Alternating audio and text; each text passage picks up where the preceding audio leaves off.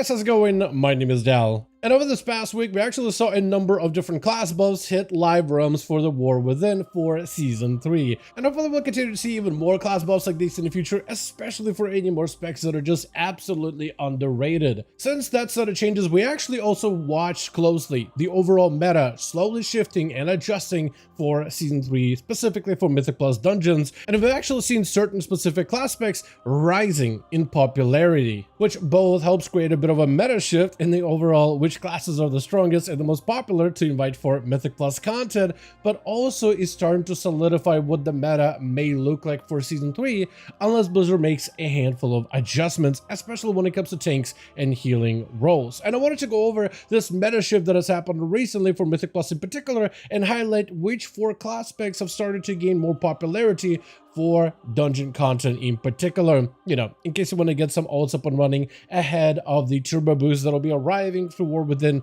as part of the patch 11.2 update, which is going to make it much easier for you to gear out mains and your ults, and it's going to be insanely good for any of you looking to show more competitive option when it comes to pushing Season 3 dungeons. With that, as always, if you guys want to see more regular breakdowns and overview of the data that we have for the War Within Season 3 content, be sure to follow the channel and subscribe. But otherwise, let's dive right in. So out of all the range classes that have gotten more popular with the Season 3 recent class shift, Beastmaster Hunter definitely got a bit of a popularity boost after some of their somewhat recent buffs. And generally, historically, Beastmaster Hunter ends up being one of the most played range classes in the game. One, because it's really approachable for new players and casual players, but two, because that ease of play also makes it a little bit easier to try to be more competitive in raids and M+ dungeons. And it just didn't really have that great of a start at the beginning of Season 3, but these recent buffs definitely helped it out in all forms of endgame, from raids, but also have trickled down to Mythic Plus dungeons as well, as the spec got hugely buffed. A huge portion of these buffs came to Dark Ranger, which saw a lot more popularity in raiding situations, but also sees a slight bit of play in Mythic Pluses, like if you really need big focus damage for some reason in certain keystones.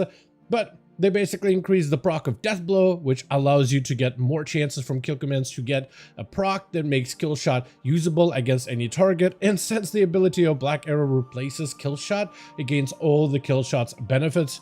The Bell Tolls talent has also got buffed up so that as you fire your Black Arrow, your pets gain more damage. So that also is very good for them as well. Phantom Pain, which allows Kill Command to cleave to multiple targets that are affected by Black Arrow, where Black Arrow will cleave naturally to all targets near your cleave target. So that's actually increases cleave capability as well. And even Bleak Powder damage has also gone up by a decent bit. So overall, they just saw a fairly sizable raw damage buff on Dark Range in particular.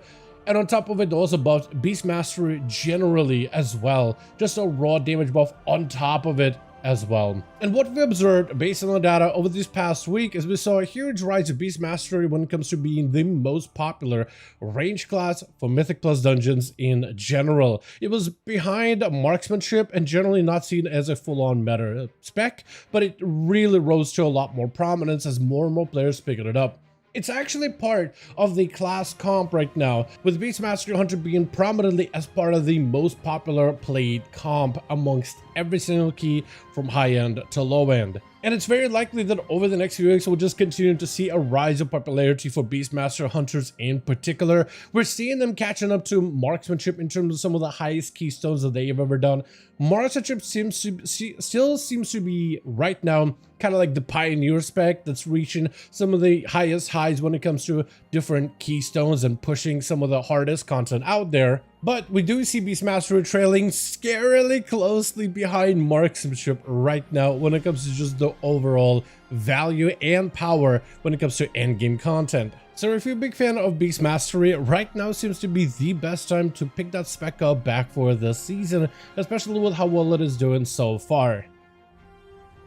Now, another spec that also saw a meteoric rise when it comes to their popularity is the Fury Warrior, with some very unexpected buffs. Fury, in fact, was not part of the classes that actually saw a huge set of class changes completely recently. It was mostly hotfixes that kind of came in and snuck into the patch build out of nowhere that allowed Fury to actually become fairly decent. Fury Warrior, so far in War Within, outside of Season 3, It's generally a very decent single target focus spec, without one that you would think would be amazing for AoE with so many whirlwinds and cleave abilities and huge Odin Fury cleaves and all these other big bursty buttons. For some reason, I don't know why Blizzard can't tune them well, but they've struggled for a good bit with AoE damage. This is primarily because they're one of the few classes that are hard capped. Now, the way that majority, and I mean vast majority of classes are tuned, is a lot of their abilities are not hard capped in AoE. They have a soft cap, like Thunderous Roar, which says, towards the tail end of its tooltip, deals reduced damage beyond 5 targets. So Thunderous Roar as an ability, what this means is on the first 5 targets that it strikes with this Thunderous Roar bleed, it's going to deal full damage. However, it's not going to completely have a drop off in damage on like 6th target and 7th and 8th. Like if you go into a really big trash pull, it will just do less damage for every single target that it adds into this. However, the Thunderous Roar ability still hits everything around you. Even though there is some reduction and dampening, the more targets you're hitting, it still has value. However, Fury only has a number of abilities that are soft capped like this, as the majority of this class kit is instead hard capped, as in they don't do damage beyond that specific number, and that's primarily because of the way that the ability of Whirlwind works. Improved Whirlwind allows Whirlwind to cause your next 4 single target attacks to strike up to 4 additional targets for a portion of the damage. And that's it. You are hard capped to only 5 targets that you can cleave with your basic combat day-to-day abilities. This puts him in an impossible situation where it just feels wrong to have this berserker, cleave, furious warrior that's generally really been good in previous expansions at AoE content be super gimped for AoE content in particular. And I mean, warriors have been able to go Mountain Thane because then they can get the ability of Thunderblast, which replaces the Thunderclap. Thunderclap basically becomes your whirlwind ability more or less. It replaces one of your core skills, and Thunderclap has a soft cap. So that's what warriors did in the past to get some more AoE damage in a way that Mountain Thane is really good for AoE but struggles in single target, where if you actually want to get single target damage you go Slayer, but if you want AoE damage you go Mountain Thane. But content like Mythic Plus Dungeons is a mix of both content, so you never really can find that sweet spot right in between. Until they did a bit of a hotfix for Slayer, which generally is better at smaller target cleaves and single target, but now they made it really good for AoE thanks to the Fury Warriors tier set. Now, it's a couple of different components, but generally the tier set reads, Rage and Blow's damage is increased by 10%, and Rage and Blow has a 2% chance per stack of Overwhelmed on that target to trigger an effect called Reap the Storm at 150% effectiveness. Overwhelmed can come from a number of abilities, but one of the best ones to use that on is an ability like Blade Storm, as it stacks up these stacks of Overwhelmed very, very quickly. Reap the Storm is an ability that procs anytime you Bloodthirst, but because of the tier set, it can also proc from Raging Blow, and now it has a 2% chance per stack of Overwhelmed on the target to proc this Reap the Storm ability, which is basically like a mini Blade Storm. It functions like a mini Blade Storm, it does a lot of damage to everything around you, and it adds you more stacks of Overwhelm, so you can do up to 10% more damage to that target. The ability of Whirlwind allows a single target ability to strike additional targets, so when I use the ability of Raging Blow after a Whirlwind, that Raging Blow strikes every target around me. So that's 5 targets in particular, and it actually allows the tier set to benefit from every single target with this debuff. Basically, the more enemies you're hitting, the more likely you are to proc, guaranteed, the 4 set, getting a bunch of Reap the Storm procs unendingly. It's very, very, very good. And what this does is allows Fury Warriors to just spam Raging Blows and then do the spinny animation where you whirlwind around targets, which then you can follow up with Blaze Storms afterwards with your Raging Blow, and you get a free spin, Raging Blow, and you get a free spin. And you can get so many free spins in a Mythic Plus dungeon that do a ton of damage. This ability does not do insignificant damage. It's actually very hard hitting. It is also soft capped to 8 targets, which is why it's so good. This has allowed Fury Warrior a revitalization, a renaissance in a way, because now we have a spec that's actually pretty good at single target damage thanks to the interactions with the Slayer. It has a pretty good burst window with Blaze Storm because Slayer loves the ability of Blaze Storm and amps it by quite a bit. You also do a lot of execute damage since Slayer has a direct interaction with Slayer's dominance and execute damage, but it also has free AoE that you get from using mostly single target abilities. It is perfect. It has allowed Fury Warriors to shine and rise again. And I also should mention that Fury Warrior is the most popular spec of Warrior right now amongst most players. It's been like this for a very long while. It's been a fan favorite for a very long time. So with many players seeing Fury Warriors on the rise again, actually becoming viable, playable, and competitive has been a breath of fresh air, which has given Warriors a bit of this like competitive side if you want to play DPS Warrior within Mythic Plus dungeons. Plus, they also are a class that synergizes pretty well with physical damage comps and melee comps, which have become a lot more popular this season, mostly because they bring the buff of Battle Shot, which is pretty good attack power, is something many classes do utilize. So because of this, you have a class that not only deals a lot of damage, but also you bring a raid buff that makes him really good with certain other class playstyles. So it actually has given Fury Warrior a bit of a better standing so far for Season 3 content. That being said, those are the only two DPS classes that we've seen a major shift when it comes to the overall popularity, and I think it's very, very good. Majority of the meta is still highly dominated by specs like Archmages, Frost Death Knights, especially Frost Death Knights, as well as Havoc Demon Hunters actually, surprisingly. So if anything, I don't really know if Blizzard should go and nerf any of the popular choices. I actually think they should keep them as they are. If anything, I do hope they continue to address some of the less popular picks, like what they've done for Fury Warrior with that hotfix, as well as Beastmaster Hunter with some of those changes, and do that for every spec that's underrepresented, especially when it comes to Mythic Plus content, because I feel like this season probably gives the most variety of composition that you can run, because previously caster comps and magical damage comps were very, very good, while a lot of physical damage comps and melee comps weren't that good. But now that melee comps are a lot stronger thanks to resurgence of Restoration Shaman and Warriors in particular, we're actually seeing a lot more comp variety. And I feel like all they need to do at this point is just buff up any class that is underperforming or is not well represented with very slight buffs every week or so, in order to help build out a little bit more variety for the rest of the season. Now, when it comes to the healings role, we do see a meta pretty much solidifying, and it looks like Restoration Shaman is becoming the most popular healer in Mythic Plus, almost the most popular spec for Mythic Plus dungeons. Like, they're competing with Frost Death Knights neck to neck, it seems, but I think it's mostly because a lot more healers are switching over to Restoration just because they're seeing how well it is doing for this season.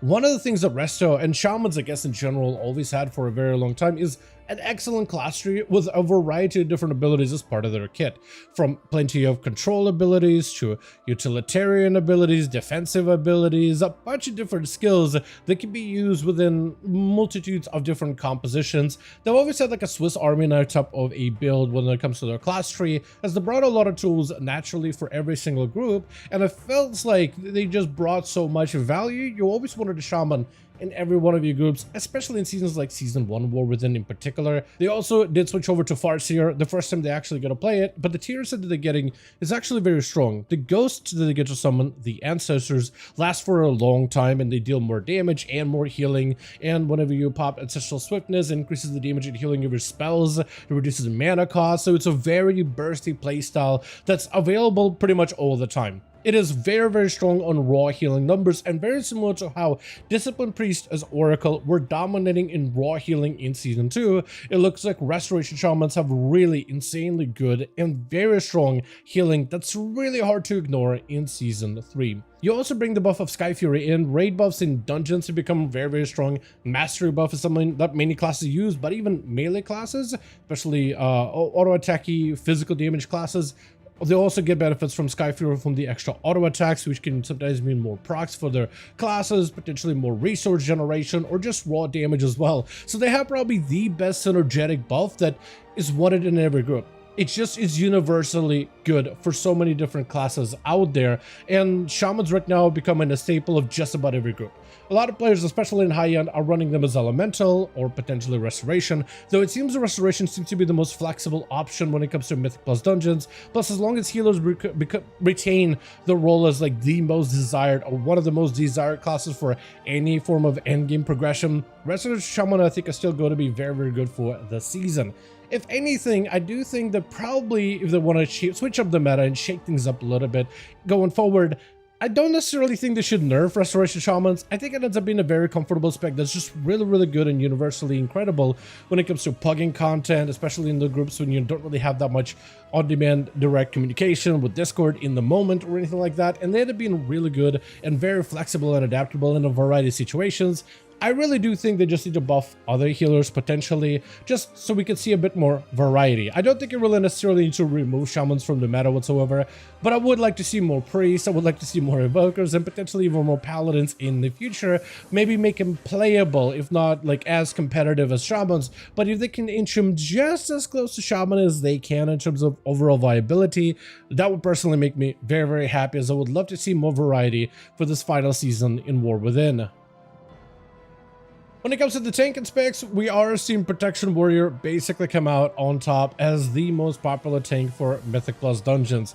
Specifically because they're just unkillable. Like right now, when it comes to, unless you're just taking some brutal amounts of magic damage, Prot Warriors right now take the least amount of damage of any tank in the game. The number of defensive, passive capabilities and passive abilities they have in order to help reduce the damage that they're taking very, very rapidly, but also very strong active abilities like Shield Wall and a number of other cooldowns they could use to just layer together. They're just unstoppable. There's just not a lot that can really stop a lot of the damage that they're doing. And speaking of damage, they also deal the most amount of damage among some of the other tanks out there. So Protection not only is the most durable tanking spec and the most self-sufficient to some degree. They're not necessarily great at self-healing, but they do more healing in this season than any other season so far, so they are a lot more self-reliant. That being said though, they can reduce so much damage passively and actively that they're probably the last class as a healer you're gonna have to worry about in most of your Mythic Plus dungeons, where some of the other tanks will die to certain packs or certain bosses without a crucial cooldown. Prot Warriors can literally pull enemies in dry without anything available, and there's a good chance they're just gonna survive just through raw rage that they generate. With the resurgence of melee classes and physical damage comps, you also still have that warrior buff of Battle Shout, which Protection does end up bringing, which is how tanky this spec is. It pairs really well together with other choices like a Restoration Shaman, so now you can build your comp with a little bit of casters or even melee classes. That being said, I kind of feel like that very similar to healers, like with Restoration Shaman, I don't necessarily want to see Prot Warriors nerfed. I kind of like that they are pretty solid so far, because some seasons they're absolutely in the gutter. That being said, I do think other tanks really do need a buff, like Blood Death Knight in particular is struggling in comparison. There are some pulls that Blood Death Knights need to have every cooldown available, and there's still a chance you may go down. But if you hop on a Prot Warrior, no comms, no cooldowns, you're probably just going to be living some of those pulls easily. So definitely there's a bit of a discrepancy when it comes to tank survivability, let alone damage, let alone utility to bring within Mythic Plus content. So I really do hope they end up reconsidering that even a little bit. There is quite a bit of tank variety right now in the overall meta, which is really, really good to see. But it looks like things are starting to consolidate towards Protection Warrior little by little, so hopefully they'll just do like slight little itty bitty buffs for everything that isn't Prot Warrior, especially for things like Blood Death Knights, just so we could actually see them on the board for once this season. But with that being said, as always, I do want to thank all of you guys so much for watching, and I hope you guys did enjoy the video. If you did enjoy it or found it informative, go ahead and give this video a like, as I would very much appreciate it. Be sure to join our Discord community found in the description of every single video, where we're going to be posting a lot more info regarding Legion Remix, as well as potentially guides in there as well. We'll be posting more information regarding Turbo Boost, which is a big catch-up event around War Within, and potentially whenever Midnight Alpha is at live, maybe we'll be posting there for that as well. Let me know all your thoughts in the comments down below, and as always, I'll see all of you guys in our next one.